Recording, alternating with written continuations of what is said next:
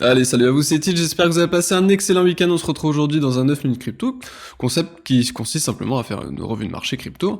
En 9 minutes, on étudiera donc un peu, voilà, on verra un peu les indices mondiaux, donc soit les États-Unis, l'Europe, hein, donc en étudiant du coup le DAX. On fera donc le Hong Kong, hein, place boursière de Hong Kong, et on fera un point aussi sur le gold. Donc ça nous donnera une vue d'ensemble, hein, sur les indices mondiaux, ainsi que du coup vers leur refuge phare, hein, qui est du coup plutôt du coup le gold. On fera un point du coup derrière sur le BTC en comme d'habitude en weekly, en daily, en H4. On fera un point sur le leader des altcoins, donc Ethereum, et on fera un point aussi sur la DeFi. Alors, avant de commencer, par contre, je vous invite à aller consulter le lexique, hein, s'il y a quelques soucis de langage dans cette vidéo. Si vous rencontrez en tout cas quelques soucis de langage dans cette vidéo, tout est expliqué, c'est en train de grossir, donc voilà, n'hésitez pas aussi. Voilà, si à un moment vous trouvez, vous voyez qu'il y a un mot qui manque, hein, vous vous posez des questions, n'hésitez pas aussi à nous le dire, hein, ça nous permettra de le compléter.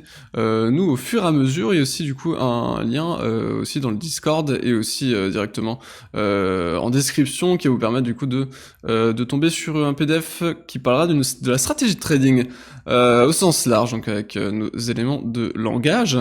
Et voilà, donc il est assez complet, donc je vous invite à aller le checker, hein. Allez, on se retrouve directement sur les indices, donc l'indice US, le plus important, les 500 plus grandes capitalisations boursières aux États-Unis, qui voilà, donc on est en train de sortir la tête de l'eau, hein. Donc pour l'instant, voilà, la bougie est pas folle en hebdomadaire. Ceci dit, on est que mardi, hein. Ce qui est quand même intéressant ici, c'est qu'on est quand même sur une avalanche haussière sur la semaine dernière. Donc c'est plutôt positif. On vient de squeezer les sommets. Donc on vient de dépasser les sommets hebdomadaires ici, hein. Sur la session d'hier. Sur une news, hein, qui a été catalysée par rapport à un vaccin. Donc pour l'instant, voilà, c'est plutôt positif, hein, ce qui est en train de se passer. Ce niveau, il faut le tenir. Il a été tenu. Avalanche haussière derrière, et on va rechercher les ATH. Donc c'est plutôt positif. On est loin d'une structure bear désormais. Donc c'est pas mal du tout. C'est très très bien. Pareil pour le DAX, on était en train de valider des structures de retournement un peu partout. Finalement, voilà, on réintègre les niveaux. On est juste sous une bear trend. Maintenant, il faut la casser. On est ensuite sur le Hang Seng. Voilà, on est en sortie du coup de triangle à la hausse, hein. Donc direction ici les 27 870, je pense. Donc on a pas mal de choses, hein, ici. On a de la Bertrand hebdomadaire, hein, qui date maintenant de 2018. On a le pivot annuel, et on a aussi la moyenne 200 hebdo. Donc voilà, ça a un très très très très gros niveau, hein, ici à passer. Si on le passe par contre, et ben on va se diriger derrière sur sur une sorte de double bottom, hein, qui nous donnera une target théorique bien plus haute. Donc du coup, voilà, pour l'instant, vraiment, ce qui est important à passer, c'est toute cette grosse zone de neckline finalement à passer. Sur le gold, on est aussi du coup là sur on était sur une semaine qui était intéressante, et là boum, hein, on se retrouve sur support. Donc là, ok, attention sur le gold, on est certainement encore en train de reversal.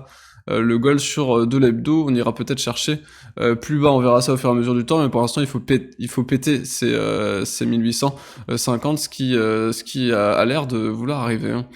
Alors au niveau du Bitcoin, on se retrouve maintenant dans la zone, hein, dans cette PRZ, donc cette double PRZ en tout cas qu'on avait noté.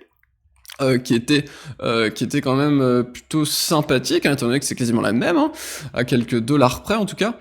Et voilà, pour l'instant, effectivement, on est sur on est sur un début de semaine, hein, qui consolide. Rien de fou pour l'instant, hein. Il faudra attendre la fin de la semaine pour voir à peu près où on en est à ce niveau-là, mais bon, pour l'instant, bon, écoutez, on est rentré dedans. Donc zone de gestion du risque à venir, très certainement ici, hein, dans cette zone.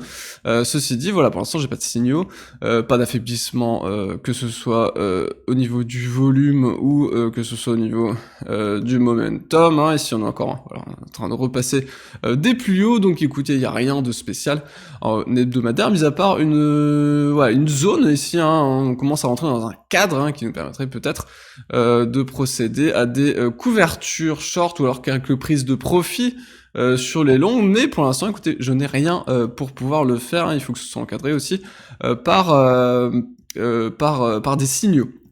Alors ici, donc on est toujours dans cette phase hein, où on est en train de vraiment de mettre des bull trends de plus en plus haut, donc un peu une phase parabolique hein, finalement.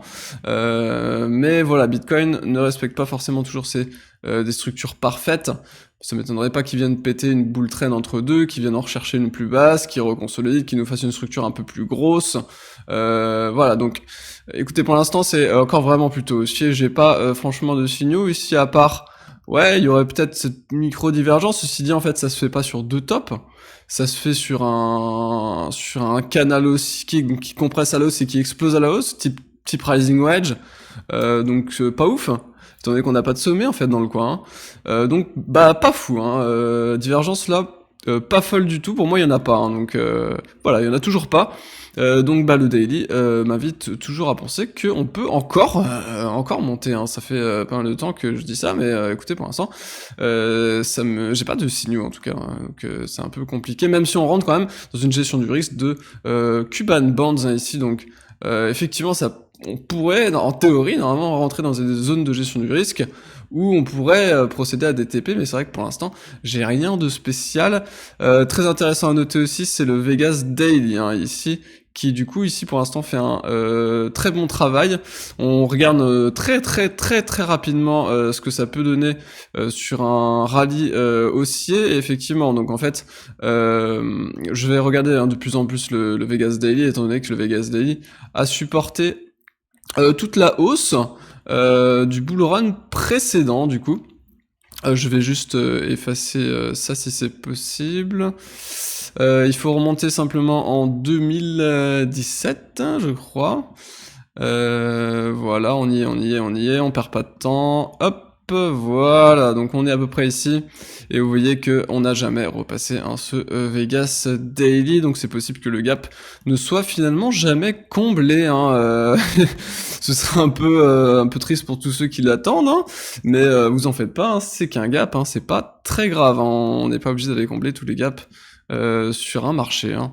Donc voilà, donc le Vegas Daily, si je le surveille beaucoup, hein, simplement le nuage bleu hein, ici qui du coup donnait 2-3 achats par an, qui était du coup extrêmement intéressant à prendre, hein, étant donné qu'on l'a jamais repassé. Hein, il a servi vraiment de bande d'achat très basse hein, qui permettait du coup de procéder à des achats extrêmement intéressants. Donc voilà, tout ce qui se fera entre je sais plus, il est plus exactement à ce niveau de prix.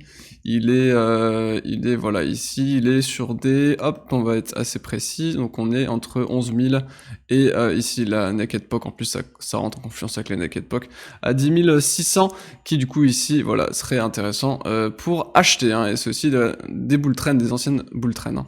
On passe directement sur le H4 toujours rien de spécial, on n'a pas de divergence haussière cachée, on n'a pas de divergence baissière, classique. Donc ce que je disais dimanche et même avant, c'était qu'on allait théoriquement plutôt se structurer dans un range, et ici on a l'air plutôt de structurer dans un range haussier qui va finalement peut nous donner un petit triangle ascendant. Donc on va suivre ça, hein. Si on commence à rejeter encore une troisième fois ce niveau, je vais commencer à passer à l'achat pour jouer un break de ce niveau. Ensuite sur Ethereum, écoutez, rien de plus hein, que la réaction qu'on a eue la semaine dernière. Moi j'attends toujours qu'on revienne travailler cette zone encore un tout petit peu et que j'ai des signaux ou au moins une structure daily hein, qui pourra commencer à être intéressante, étant donné que pour l'instant on n'a qu'un V-bottom. Hein. Et sur la DeFi c'est bien, on a commencé à trouver un premier bottom, on n'est pas allé dans cette HP, je pense pouvoir la retirer, donc je pense qu'elle devient maintenant irréaliste. Et puis voilà, donc pour l'instant j'attends pareil une structure, étant donné que pour l'instant on n'a pas grand chose à part un gros V-bottom. Maintenant j'aimerais bien qu'on puisse retracer un petit peu pour pouvoir procéder à des achats un peu plus intéressants. Allez, je vous laisse passer une excellente journée, on se retrouve du coup demain avec Matt pour une journée de trading intra. Allez, à plus.